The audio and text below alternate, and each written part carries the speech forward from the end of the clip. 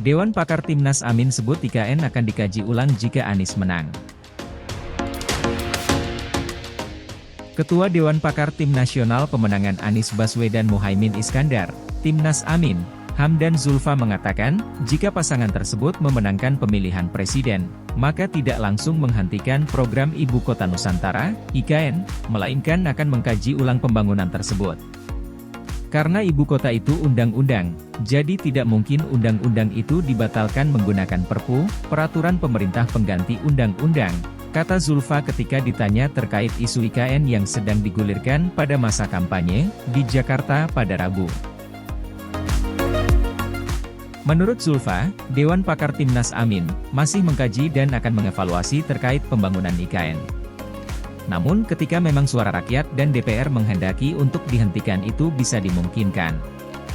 Tapi sekali lagi bukan berarti akan di-stop pembangunan IKN, sama sekali tidak, ujarnya.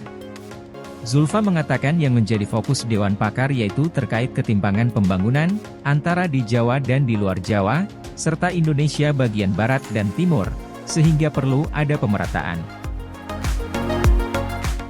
Untuk itu lanjut Zulfa, Dewan Pakar Timnas Amin akan menyiapkan program pengganti IKN, dengan meningkatkan 14 daerah di luar Jawa agar dapat berkembang.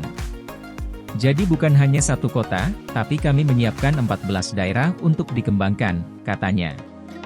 Dewan Pakar Timnas Amin menyepakati 8 rumusan yang sesuai visi misi, yaitu kemandirian,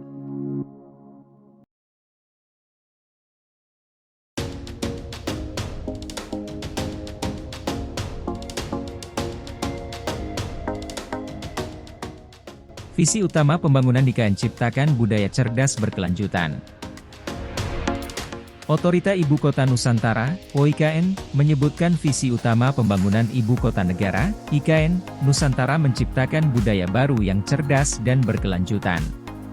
Visi utama kita tidak membangun dan memindahkan orang-orang untuk berada di Nusantara, visi utama kita adalah menciptakan budaya baru yang cerdas, berkelanjutan dan kreatif, ujar Sekretaris OIKN Ahmad Jaka Santos Adiwijaya di Jakarta, Senin. Jaka Santos menambahkan, bagaimana rancangan pembangunan Nusantara memiliki rencana induk, master plan, yang tidak hanya berfokus pada pembangunan fisik, tetapi juga aspek non-fisik seperti pendidikan, peningkatan keterampilan bagi warga lokal, dan pengawasan tingkat keberlanjutan kota. Hal tersebut disampaikan oleh Sekretaris OIKN tersebut saat melakukan pertemuan dengan Korea International Cooperation Agency, KOICA, dari Korea Selatan. Pertemuan ini merupakan diskusi antara kedua pihak di mana keduanya menyampaikan gagasan-gagasan perkembangan Nusantara dan rancangan tata ruang kota ke depannya.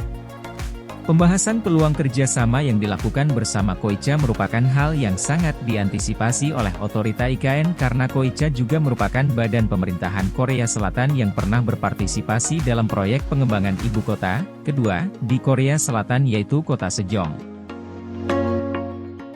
Miripnya Sejong dan Nusantara dalam hal bagaimana keduanya dibangun menjadi harapan kami untuk bisa meningkatkan eskalasi kerja sama ke depannya, kata Jaka Santos.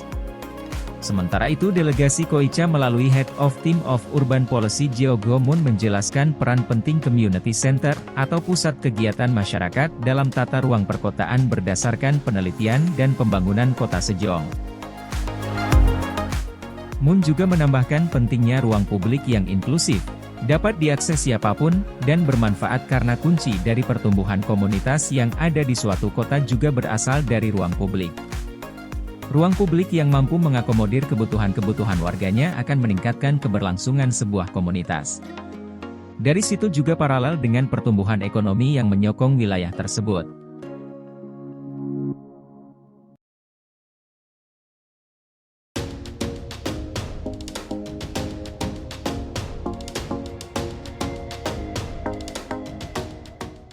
PLN Nusantara Power, fase pertama PLTS IKN beroperasi Februari 2024. PT Perusahaan Listrik Negara Nusantara Power, PLNNP, menargetkan fase pertama pembangkit listrik tenaga surya, PLTS, sebesar 10 MW dari total kapasitas 50 MW di Ibu Kota Negara atau IKN Nusantara beroperasi pada Februari tahun depan. Pada Februari tahun depan beroperasi 10 MW, ujar Direktur Utama, Dirut, PLN Nusantara Power Ruli Firmansyah dalam rapat dengar pendapat bersama Komisi 7 DPR RI di Jakarta, Senin. Ruli mengatakan, PLTS IKN berkapasitas 50 MW telah dimulai pembangunannya atau groundbreaking. Kami berkontribusi terhadap pembangunan IKN melalui pembangunan PLTS di darat sebesar 50 MW, katanya.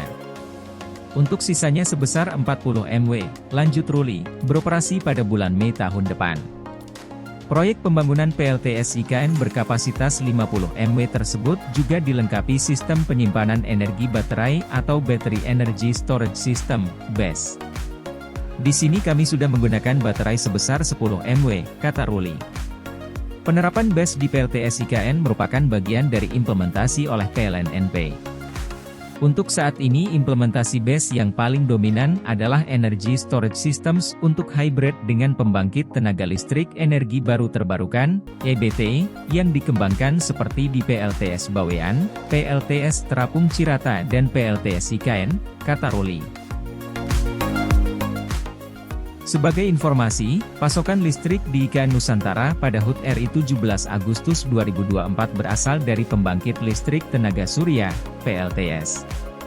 Penyediaan listrik berasal dari PLTS berkapasitas 50 MW yang dimulai pembangunannya di IKN Nusantara.